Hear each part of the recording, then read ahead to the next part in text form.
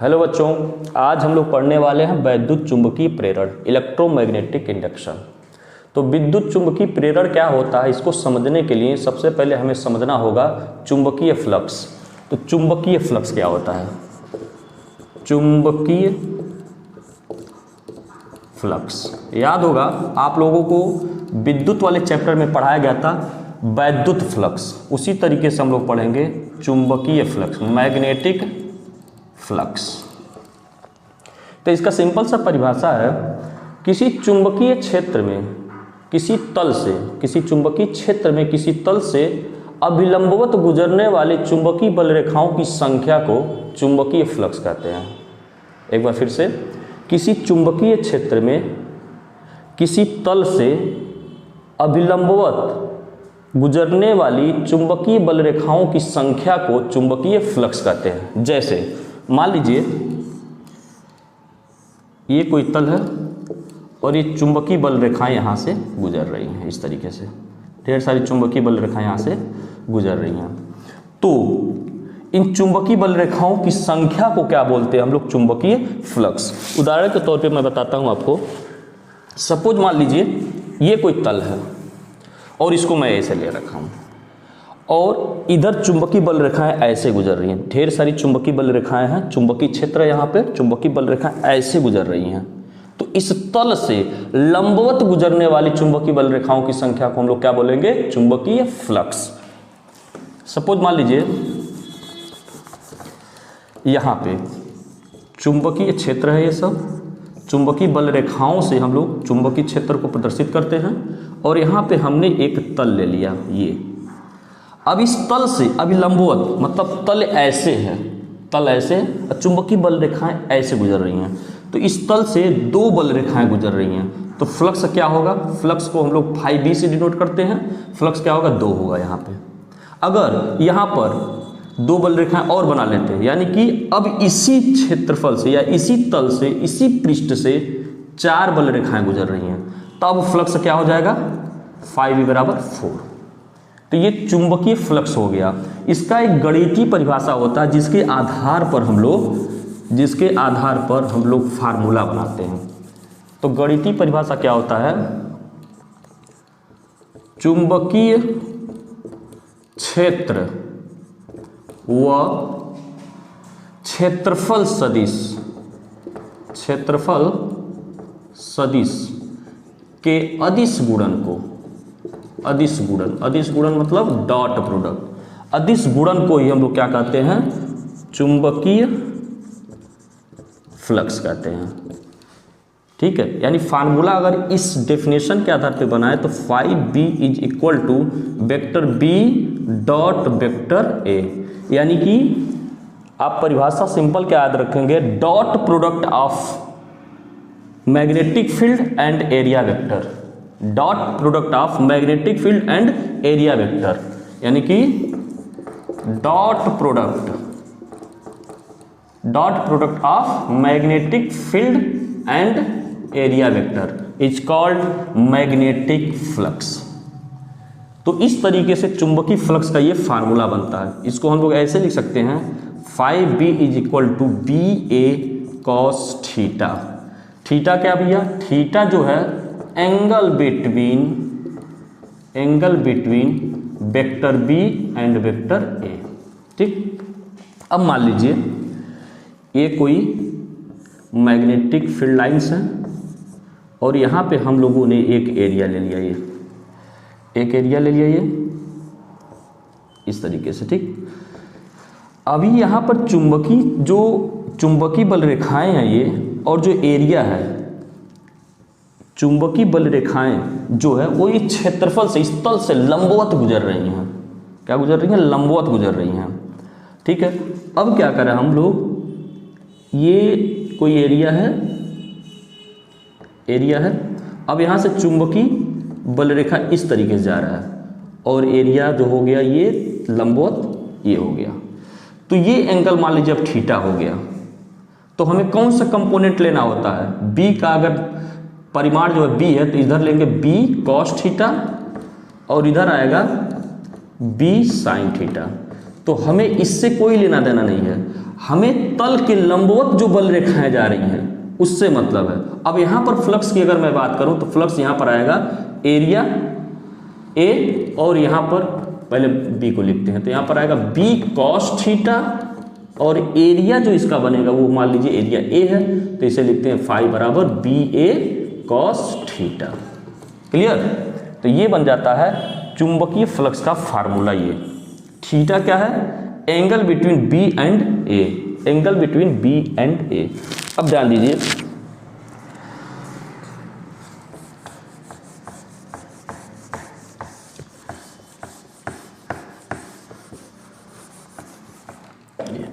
ठीक, यदि पहले नंबर पे theta equal to 0 degree, theta का वैल्यू अगर 0 डिग्री रखें तो five B is equal to B A cos 0, cos 0 का वैल्यू 1 होता है, तो five B is equal to B into A लिखेंगे।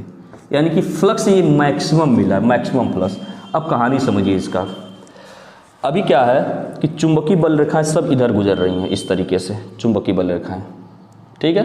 तो चुंबकीय क्षेत्र का डायरेक्शन ये बन गया, ये वाला, ठीक। अब मैं इस एरिया की बात करूं, ये एरिया जो है ये इस तरीके से, एरिया जो है इस एरिया की मैं अगर बात करूं तो इसका डायरेक्शन क्या होता है, तो आपको पहले ही बताया गया है कि जो एरिया होता है उसका डायरेक्शन पृष्ठ के तल के लंबवत होता है, लंबवत। यानी कि अभी ये जो तल है वो चुंबकीय क्षेत्र में लंबवत रखा है। बड़े ध्यान से समझिएगा, पॉइंट वाली बात है। अभी जो ये तल है वो चुंबकीय क्षेत्र इधर है, इस क्षेत्र के लंबवत रखा ये तल, ठीक है। लेकिन थीटा का वैल्यू 0 डिग्री आएगा। क्यों? क्योंकि चुंबकीय क्षेत्र का डायरेक्शन ये है, और ये तल जो है इस तल का भी डायरेक्शन, इस एरिया का डायरेक्शन किधर बनेगा? इधर ही बनेगा, परपेंडिकुलर टू द सरफेस होता है। किसी भी एरिया का डायरेक्शन जो होता है वो क्या होता है? Perpendicular to the surface. ये सरफेस जो है ना इसके परपेंडिकुलर होगा, तो दोनों का डायरेक्शन सेम हो गया। तो यहाँ थीटा का वैल्यू क्या मिलेगा हमें? 0 डिग्री। यानी अगर आपसे कोई कहे कोई सरफेस किसी मैग्नेटिक फील्ड में उसके परपेंडिकुलर रखा, मतलब ये जो सरफेस है ये परपेंडिकुलर है, बट इस सरफेस का जो डायरेक्शन बनेगा, सरफेस का जो डायरेक्शन वो तो मैग्नेटिक फील्ड के ही डायरेक्शन में आएगा ना। तो इस वजह से थीटा इक्वल टू क्या लिखना है यहाँ पे? 0 डिग्री। यानी ये सरफेस जो, ये तल जो है वो चुंबकीय क्षेत्र के लंबवत है। ये तल जो है चुंबकीय क्षेत्र के लंबवत, लेकिन इस तल का जो दिशा होगा वो क्या होगा? चुंबकीय क्षेत्र के ही दिशा में होगा, क्योंकि परपेंडिकुलर टू द सरफेस होता है डायरेक्शन। समझ में आया? तो ये क्या होगा, यहाँ पर तल जो है, तल सरफेस की बात, तल जो है वो लंबवत है, लंबवत है चुंबकीय क्षेत्र के, तल जो है लंबवत है चुंबकीय क्षेत्र के। लेकिन यहाँ पर थीटा इक्वल टू 90 नहीं, थीटा इक्वल टू 0 रखा गया है। कारण ये है तल तो लंबवत है, बट तल का जो डायरेक्शन होगा वो चुंबकीय क्षेत्र के ही दिशा में होगा, इसीलिए थीटा का मान 0। इस कंडीशन का ध्यान से देखिए, इस कंडीशन में क्या होगा? ढेर सारी चुंबकीय बल रेखाएं इससे गुजरेंगी, यानी मैग्नेटिक फ्लक्स जो होगा वो मैक्सिमम होगा, ठीक है। दूसरे नंबर पे अगर थीटा इक्वल टू 90 डिग्री, यानी तल जो है अब क्या हो गया? तल चुंबकीय क्षेत्र के समांतर होगा, यानी ये रहा तल, चुंबकीय क्षेत्र ये है, तो इसके समांतर मतलब ऐसे रखे। अब देखिए तल जो है चुंबकीय क्षेत्र के समांतर आ गया, लेकिन इस तल का डायरेक्शन किधर होगा? दिशा इस तरफ होगा। तो जब तल को चुंबकीय क्षेत्र के समांतर रखे हैं तो चुंबकीय क्षेत्र का दिशा ये, इस तल का दिशा ये, तो थीटा कितना बन गया? 90 डिग्री। तो इस कंडीशन में फाइव बी यहाँ 90 रखेंगे, कॉस 90 का वैल्यू होता है 0, तो फ्लक्स क्या हो जाएगा? 0। यानी कि ध्यान से देखिए, ये तल हो गया, चुंबकीय बल रेखाएं सब इधर जा रही हैं, इस तल से कोई चुंबकीय बल रेखा गुजर रहा है नहीं। तो फ्लक्स का परिभाषा क्या है कि तल से चुंबकीय बल रेखाएं जो गुजरती हैं उनकी संख्या को हम लोग फ्लक्स कहते हैं। तो कोई भी चुंबकीय बल रेखा इससे गुजर नहीं रहा है, तो फ्लक्स का वैल्यू क्या आएगा? 0, ठीक है। अब ध्यान से देखिए, तीसरे नंबर पे थीटा इक्वल टू 180 डिग्री, तब क्या होगा? 5b कॉस 180 का वैल्यू होता -1, तो यहाँ 5 क्या मिलेगा? -ba माइनस मिलेगा। माइनस का मतलब क्या है? सपोज मान लीजिए ये तल है, ठीक है। अभी तो हम ये तल ले रहे थे, तो इसका दिशा किधर है, इस तरफ, इस तरफ। चुंबकीय बल रेखाएं इस तरफ, दोनों का direction same, theta equal to आ जाएगा 0 डिग्री, ठीक है। अब तल ऐसे रखेंगे तो तल का डायरेक्शन ये, और चुंबकीय बल रेखाओं की संख्या इधर है, माने चुंबकीय क्षेत्र इधर है, तो एंगल कितना बनेगा, 90 डिग्री, ठीक है। अब अगर मैं इस तल की बात करूँ, ये मेरे सामने जो है, तो चुंबकीय क्षेत्र का दिशा ये और इस तल का दिशा मेरे तरफ, तो एंगल कितना बनेगा 180, और 180 पे तब फ्लक्स किसमें आएगा, नेगेटिव आएगा। तो ये हो गया चुंबकीय फ्लक्स। तो चुंबकीय फ्लक्स का परिभाषा एक बार मैं फिर से बोल देता हूं, किसी चुंबकीय क्षेत्र में कोई तल है, उस तल के अभिलंबवत गुजरने वाली चुंबकीय बल रेखाओं की संख्या को चुंबकीय फ्लक्स कहते हैं। एक परिभाषा यह हो गया। दूसरा गणितीय परिभाषा क्या है, dot product of vector B and vector A, यानी कि चुंबकीय क्षेत्र व क्षेत्रफल सदिश के अदिश गुणन को हम लोग कहेंगे चुंबकीय फ्लक्स। चुंबकीय फ्लक्स का ये फार्मूला बनता है, अगर इस वेक्टर हटा दें, केवल मैग्नीट्यूड लिखें तो इस फॉर्म में लिखेंगे, बी ए कॉस थीटा, आप लोग पढ़ चुके हैं, vector A dot vector B equal to A B cos theta. एक चीज और आप लोगों को पता होगा कि दो वेक्टरों का डॉट प्रोडक्ट जो आता है वो एक स्केलर क्वांटिटी आता है, यानी ये क्या है, अदिश राशि है, ये अदिश राशि है ये। और अदिश राशि इसी को क्या बोलते हैं, इसी को फ्लक्स बोलते हैं, सॉरी ये अदिश राशि होता है। तो यहाँ की अगर मैं बात करूँ, phi B equal to vector B dot vector A, तो दो वेक्टरों के डॉट प्रोडक्ट ये आया और ये, मतलब ये और ये क्या होगा, एक अदिश राशि होगा, यानी कि चुंबकीय फ्लक्स क्या होता है, एक अदिश राशि होता है। क्लियर। अच्छा, अब इसके मात्रक की बात कर लें। मात्रक, तो इसका मात्रक जो होता है ना वो वेबर होता है। क्या होता है, वेबर। इसका मात्रक जो होता है वो वेबर होता है। एक मात्रक और इसका लिख सकते हैं यहां से, फाई बी इक्वल टू, अगर इस फार्मूले को लिखें बी इंटू ए, ठीक है, या फाई बी इक्वल टू, इसका मात्रक हम लोग लिख सकते हैं एक चुंबकीय क्षेत्र का न्यूटन बटे एम्पियर मीटर। क्लियर। और ये आ जाएगा क्षेत्रफल, क्षेत्रफल का मात्रक होता है मीटर स्क्वायर, तो 1 मीटर से 1 मीटर कैंसिल हो जाएगा और इसका मात्रक क्या बनेगा, न्यूटन मीटर पर एम्पियर। तो ये बनेगा इसका मात्रक, एक ये लिख सकते हैं और इसी के जगह पे लिख सकते हैं क्या, डायरेक्ट वेबर। तो इसका मात्रक हो गया, यानी कि चुंबकीय फ्लक्स का फार्मूला ये हो गया। चुंबकीय क्षेत्र एक अदिश राशि है और चुंबकीय क्षेत्र का जो मात्रक होता है, चुंबकीय फ्लक्स का फार्मूला ये हो गया। चुंबकीय फ्लक्स एक अदिश राशि है और चुंबकीय फ्लक्स का जो मात्रक होता है वो होता वेबर या न्यूटन मीटर पर एम्पियर। तो ये हो गया चुंबकीय फ्लक्स। अब चुंबकीय फ्लक्स अगर आपको अच्छे से समझ में आ गया होगा तब आप समझ पाएंगे वैद्युत चुंबकीय प्रेरण क्या होता है। बताते हैं इसके बारे में।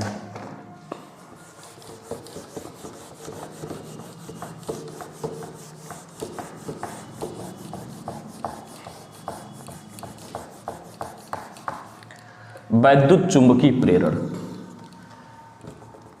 अरस्टेड ने एक एक्सपेरिमेंट किया था। इसके पहले वाले चैप्टर में, इसके पीछे कोई चैप्टर है जिसमें दिया है अरस्टेड का एक्सपेरिमेंट। उसने बताया था कि अगर किसी चालक में, अगर ये कोई चालक है, इसमें धारा का प्रवाह कराया जाए तो चालक के चारों तरफ एक चुंबकीय क्षेत्र उत्पन्न हो जाता है। मतलब अरस्टेड ने बताया था सबसे पहले ये कि अगर किसी चालक, ये चालक है, अगर इस चालक में कोई धारा अगर प्रवाहित कराया जाए, इसमें वैद्युत धारा बहे, तो इसके चारों तरफ एक चुंबकीय क्षेत्र उत्पन्न हो जाता है। ठीक इसी का उल्टा फैराडे एक साइंटिस्ट है, फैराडे ने क्या सोचा कि अगर किसी चालक में धारा के प्रवाह कराने से इसके चारों तरफ एक चुंबकीय क्षेत्र उत्पन्न हो सकता है, तो चुंबकीय क्षेत्र से धारा भी उत्पन्न हो सकता है। इसी कॉन्सेप्ट पे ये विद्युत चुंबकीय प्रेरण को उसने डिफाइन किया। डिफाइन कैसे किया? इसने कहा अगर किसी कुंडली से बद्ध, सपोज मान लीजिए ये कोई कुंडली है, यानी फेरो वाली कोई कुंडली है, इस कुंडली से बद्ध ये गैल्वेनोमीटर लगा है, अगर इसमें कोई धारा फ्लो करता है, कोई धारा बहता तो ये डिटेक्ट करके बताएगा, नीडल लगा है इसमें। तो फैराडे ने बताया कि अगर इस कुंडली से बद्ध चुंबकीय फ्लक्स यानी कि मैग्नेटिक फील्ड, चुंबकीय फ्लक्स के मान में अगर परिवर्तन कराया जाए तो इस कुंडली में एक प्रेरित विद्युत वाहक बल उत्पन्न हो जाता है, ठीक है। और अगर ये बंद कुंडली है तो इसमें एक प्रेरित धारा बहने लगती है।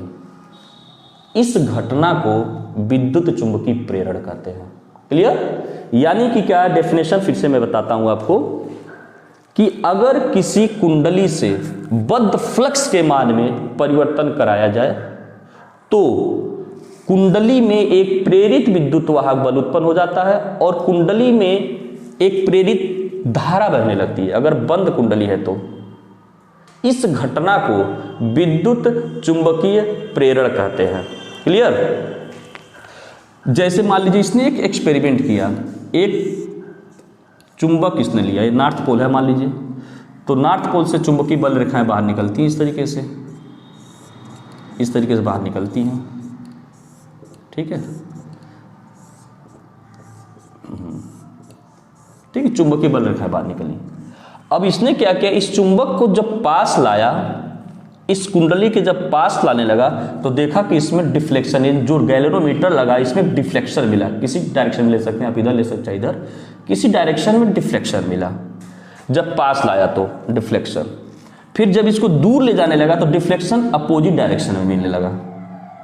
तो भैया डिफ्लेक्शन इसमें तभी मिल सकता है जब इसमें कोई धारा फ्लो करे, कब कोई धारा फ्लो करे। तो जब इसको पास लाए डिफ्लेक्शन इस डायरेक्शन में मिला, जब इसको दूर ले जाने डिफ्लेक्शन इस डायरेक्शन में मिला। अच्छा, इसको लाके यहाँ रोक दिया तो देखा डिफ्लेक्शन कोई मिल ही नहीं रहा है, नल डिफ्लेक्शन, मतलब कोई करंट नहीं है। तब समझ में आया कि जब इसको पास ला रहे हैं तो इस कुंडली से गुजरने वाली जो बल रेखाएं हैं उनकी संख्या बढ़ रही है, तो हमें इसमें करंट मिलने लगा, यानी कि फ्लक्स के मान में परिवर्तन हो रहा है, यानी फ्लक्स बढ़ रहा है। जब इसको दूर ले जाने लगे तो फ्लक्स घट रहा है, बोले तो चुंबकीय बल रेखाओं की संख्या घट रही है।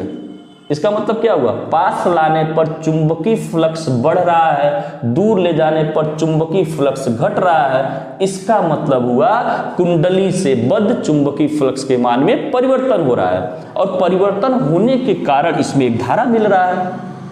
उसने एक्सपेरिमेंट ऐसा किया, तब पता चला कि हाँ, चुंबकीय फ्लक्स के मान में परिवर्तन करने से इस कुंडली में एक प्रेरित विद्युत वाहक बल उत्पन्न हो जा रहा है और एक प्रेरित धारा इसमें बहने लग रही है।